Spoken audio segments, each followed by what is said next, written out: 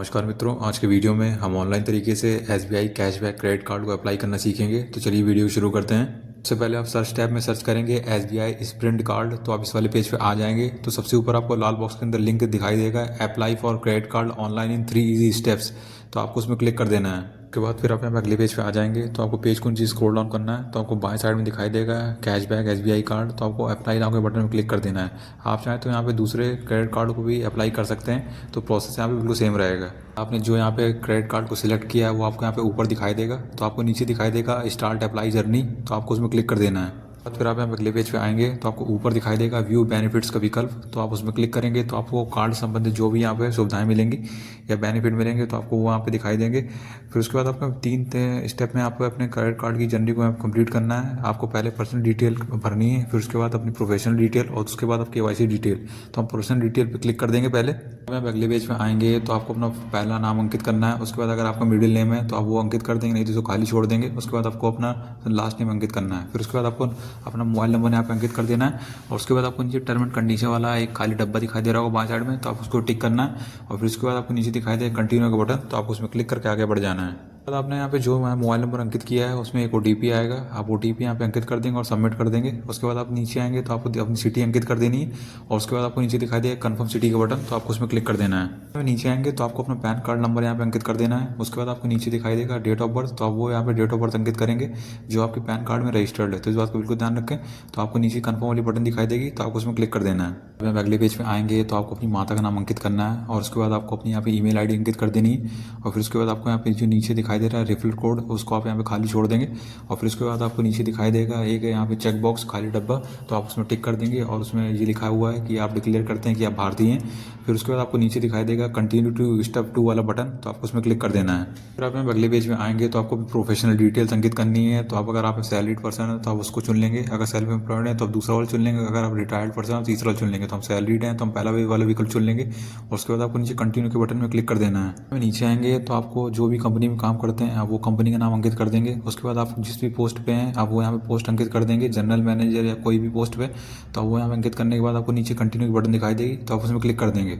अगले पेज पे आएंगे तो आपको अपना वर्क प्लेस का एड्रेस यहाँ पे अंकित करना है, जिस जगह आप काम करते हैं। तो आप पूरा एड्रेस अंकित करेंगे, पिन कोड अंकित करेंगे, सिटी अंकित करेंगे, स्टेट अंकित करेंगे, जो भी आपको नीचे दिखाई दे रहा है सारी अंकित करने के बाद आपको नीचे दिखाई देगा कंटिन्यू टू स्टेप 3 वाला बटन, तो आपको उसमें क्लिक कर देना है। फिर आप यहाँ पे अगले पेज पे आएंगे तो आपको अपनी केवाईसी कंप्लीट करनी है डिजी लॉकर के माध्यम से। तो आप पेज को नीचे स्क्रॉल डाउन करेंगे और आपको नीचे बटन दिखाई देगा कंटिन्यू टू डिजी लॉकर, तो आपको उसमें क्लिक कर देना है। फिर आप यहाँ पे अगले पेज पे आएंगे तो आपको अपना आधार नंबर अंकित करना है। उसके बाद आपको नीचे कैप्चा दिखाई देगा, तो आप यहाँ पे कैप्चा अंकित करेंगे और नीचे नेक्स्ट वाली बटन में क्लिक करके आगे बढ़ जाएंगे। तो आपके आधार रजिस्टर्ड मोबाइल नंबर पे एक ओटीपी आएगा, आप ओटीपी यहाँ पे अंकित करेंगे और नीचे कंटिन्यू वाले बटन में क्लिक कर देंगे। तो फिर आप यहाँ पे अगले पेज पे आएंगे तो आपको अपना डिजी लॉकर का 6 अंकों का यहाँ पे सिक्योरिटी पिन अंकित करना है और नीचे आपको कंटिन्यू वाले बटन में क्लिक कर देना है। फिर आप यहाँ अगले पेज पे आएंगे तो आपको ऊपर दिखाई देगा कि आप कौन सा डॉक्यूमेंट इशू कर रहे हैं। तो आपको आधार कार्ड यहाँ पे इशू कर रहे हैं कि केवाईसी के लिए, तो आप जैसे देख सकते हैं।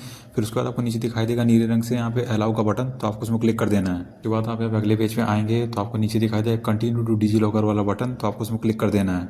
फिर आप यहाँ अगले पेज पे आएंगे तो आपको अपना करंट एड्रेस यहाँ पे अंकित करना है, मतलब आपको अपना वर्तमान पता यहाँ पे अंकित करना है जहाँ पे आप अभी रह रहे हैं, तो आप यहाँ पे अंकित कर देंगे। फिर उसके बाद आपको नीचे दिखाई देगा कंटिन्यू का बटन, तो आपको उसमें क्लिक कर देना है। फिर आप यहाँ अगले पेज पे आएंगे तो आपको अपना यहाँ पे लिंग चुनना है, आप जो भी हैं स्त्री हैं पुरुष हैं तो आप वो चुन लेंगे यहाँ पे। उसके बाद आपको नीचे दिखाई देगा कन्फर्म का बटन, तो आपको उसमें क्लिक कर देना है। फिर आप यहाँ अगले पेज पे आएंगे तो आपको ऊपर आपका नाम दिखाई देगा और उसके बाद आपको यहाँ पे एक एप्लीकेशन नंबर जनरेट कर दिया गया है, तो आप वो आपको ऊपर दिखाई देगा। फिर उसके बाद आपको नीचे दिखाई देगा प्रोवाइड इन्फॉर्मेशन का बटन, तो आपको उसमें क्लिक कर देना है। फिर आप यहाँ अगले पेज पे आएंगे तो आपको अपनी अन्य निजी जानकारी यहाँ पे अंकित करनी है। तो जैसे आपको अपने पिता का नाम यहाँ पे अंकित करना है। उसके बाद आपको यहाँ पे योर क्वालिफिकेशन में अपनी क्वालिफिकेशन अंकित करनी है, आप 12th पास हैं, ग्रेजुएट हैं, तो आप जो भी हैं तो आप यहाँ अंकित कर देंगे। उसके बाद आपको नीचे दिखाई देगा ऑल्टरनेट क्रेडिट कार्ड नंबर, तो आप अगर आपके इसके अलावा और कोई क्रेडिट कार्ड है आपके पास तो आप उसको यहाँ पे क्रेडिट कार्ड नंबर अंकित कर देंगे, नहीं है तो इसको आप यहाँ पे खाली छोड़ सकते हैं। उसके बाद आपको नीचे दिखाई देगा मदर मेडन्स नेम, तो इसका मतलब ये है कि आपकी माँ का शादी से पहले क्या नाम था। जैसे मान लीजिए आपकी माँ का शादी से पहले नाम है सीता वर्मा और शादी के बाद है सीता सिंह, तो जो शादी के पहले जो नाम है मतलब सीता वर्मा, तो आप वो यहाँ पे अंकित कर देंगे, मतलब शादी के पहले का नाम। फिर आपको नीचे दिखाई देगा नेक्स्ट का बटन, तो आपको उसमें क्लिक कर देना है। फिर आप यहाँ अगले पेज पे आएंगे तो आपको दिखाई देगा यहाँ पे करंट रेसिडेंशियल स्टेट स्टेटस आपसे पूछ रहा है, तो आप जिस जगह पे रह रहे हैं, आप जिस घर में कितने साल से रह रहे हैं वहाँ पे, तो आपको यहाँ पे अंकित कर देना है। नीचे यहाँ पे लिखा हुआ है ईयर्स इन करंट रेसिडेंस, आप 5 साल से रह रहे हैं, 10 साल से रह रहे हैं, तो आपको यहाँ पे अंकों में यहाँ पे अंकित कर देना है। फिर उसके बाद आपको नीचे दिखा देगा प्रीफर्ड मेलिंग एड्रेस, तो आपको यहाँ पे अपनी ईमेल आईडी अंकित कर देनी है जहाँ पे आपका ये क्रेडिट कार्ड यहाँ पे मेल सेंड किया जाएगा। तो इस बात का बिल्कुल ध्यान रखें, जो आपका यहाँ पे फिजिकल क्रेडिट कार्ड होगा। तो इसके बाद आपको नीचे दिखाई देगा यहाँ पे करंट एड्रेस आपका। फिर उसके बाद आपको एक यहाँ प्रश्न दिखाई देगा कि पूछ रहा है कि आपका जो परमानेंट एड्रेस है वो सेम है आपके करंट एड्रेस के। अगर हाँ है तो आप यहाँ पे यस कर देंगे, अगर नहीं है तो नो पे कर देंगे। तो हमारा है तो हमें यहाँ पे यस पे रहने देंगे और उसके बाद नेक्स्ट के बटन में हम क्लिक कर देंगे। आप यहाँ पे अगले स्टेप पे आएंगे तो आपसे यहाँ पे एम्प्लॉयमेंट डिटेल्स यहाँ पूछ रहा है। तो अगर आपके यहाँ पे अगर कोई ऑफिस का फ़ोन नंबर है तो अगर आपके पास है तो यहाँ पे अंकित कर देंगे, नहीं तो उसको खाली छोड़ देंगे और आप यहाँ पे नेक्स्ट वाले बटन में क्लिक कर देंगे। फिर आप यहाँ पे अगले स्टेप पे आएंगे तो आपको अपने यहाँ पे ऑफिस एड्रेस अंकित कर देना है जहाँ पे आप काम करते हैं। फिर उसके बाद आपको नीचे दिखा देगा नेक्स्ट का बटन, तो आपको उसमें क्लिक कर देना है। बाद आपसे यहाँ पे आपकी एनुअल इनकम पूछ रहा है तो आप यहाँ पे अंकित कर देंगे और उसके बाद आपको नीचे सबमिट के बटन में क्लिक कर देना है। आप अगले पेज में आएंगे तो आपको ऊपर दिखाई देगा कि SBI कार्ड अगर आप अपने फैमिली या फ्रेंड को रेफर करना चाहेंगे तो आप यहाँ पे उनकी डिटेल्स अंकित कर सकते हैं। तो आप मैक्सिमम यहाँ पे 3 लोगों की यहाँ पे डिटेल्स अंकित कर सकते हैं। तो आप उसका फुल नाम अंकित करेंगे जिसको आप रेफर करना चाहते हैं, उसका मेलिंग एड्रेस अंकित करेंगे और फ़ोन नंबर अंकित करेंगे अगर आप करना चाहते हैं तो। अगर नहीं करना चाहते हैं तो आपको नीचे दिखाई दे रहा होगा लाल बॉक्स के अंदर I don't want to refer, तो आपको उसमें क्लिक कर देना है। फिर आप यहाँ अगले पेज में आएंगे तो आपको नीचे आपका एप्लीकेशन नंबर दिखाई देगा और आपको नीचे दिखाई देगा जनरेट OTP का बटन, तो आपको उसमें क्लिक कर देना है। तो आपने जो नंबर यहाँ पे अंकित किया था शुरू में जहाँ पर एप्लीकेशन शुरू की थी, तब वो उसी नंबर पे एक OTP आएगा, आपको OTP यहाँ पे अंकित कर देना है और उसके बाद आपको नीचे दिखाई देगा लॉगिन का बटन, तो आपको उसमें क्लिक कर देना है। फिर आप यहाँ अगले पेज में आएंगे तो आपको अपने डॉक्यूमेंट यहाँ पे अपलोड करने हैं। तो आपको यहाँ पे एक पहला विकल्प दिखाई दे रहा होगा बाएं साइड में स्कैन एंड अपलोड का। तो आपको यहाँ पे नीचे 2 विकल्प दिखाई देंगे। पहले वाले विकल्प में आपको 1 साल का ITR और प्लस 6 महीने की बैंक स्टेटमेंट यहाँ पे अपलोड करनी है अगर पहला वाला विकल्प चुनते हैं। दूसरे वाले विकल्प में खाली आपको यहाँ पे 6 महीने की बैंक स्टेटमेंट अपलोड करनी है अगर आप यहाँ पे स्कैन एंड अपलोड वाला विकल्प चुनते हैं। और आपको दाएं साइड में दिखाई देगा अपलोड डॉक्यूमेंट्स फ्रॉम बैंक, अगर आप ये वाले विकल्प चुनते हैं तो सीधे जो आपके बैंक से सीधे जो आपके डॉक्यूमेंट होंगे वो सीधे फेच कर लेगा। तो हमारा जो दाएं साइड में दिखाई दे रहा होगा आपको लाल बॉक्स के अंदर अपलोड डॉक्यूमेंट्स फ्रॉम बैंक, तो आपको उसमें क्लिक कर देना है। तो हम उसमें क्लिक कर देंगे।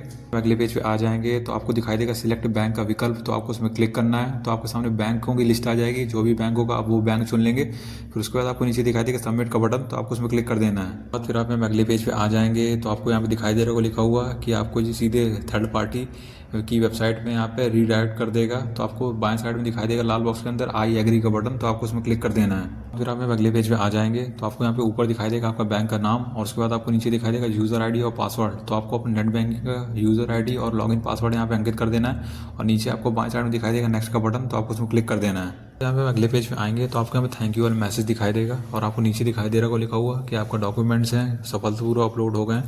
तो आपने जो एप्लीकेशन भरते समय एक मोबाइल नंबर दिया था तो उसमें एक SMS आएगा SBI कार्ड की तरफ से, तो उसमें एक लिंक दिखाई देगा वीडियो कॉल का, तो आपको उस वीडियो कॉल वाले लिंक में क्लिक कर देना है। जैसे ही आप यहाँ पे लिंक पे क्लिक करेंगे तो आपके सामने SBI कार्ड का यहाँ पे ऑफिशियल सामने आएगा आपके वीडियो कॉल पर। तो वो आपके यहाँ पे फ़ोटो क्लिक करेगा, आपका यहाँ पे पैन कार्ड आपको दिखाने का आएगा, उसके बाद आपसे यहाँ पे सिग्नेचर भी करवाएगा। तो जैसे ही आप सारी जानकारी यहाँ पे उसको दे देंगे और वो वहाँ पे पूरे क्रेडेंशियल्स आपके यहाँ पे देख लेगा। तो जैसे ही सारा प्रोसेस कंप्लीट होगा तो आपको यहाँ पे थैंक यू वाला यहाँ पे संदेश दिखाई देगा और आपको यहाँ पे दिखाई दे रहा हो कि आपकी वीडियो कॉल है वो एंड हो गई है यहाँ पे। तो आपके जो डॉक्यूमेंट है यहाँ पे सफलतापूर्वक यहाँ पे रिकॉर्ड कर ली गई है, मतलब आपके जो इन्फॉर्मेशन है।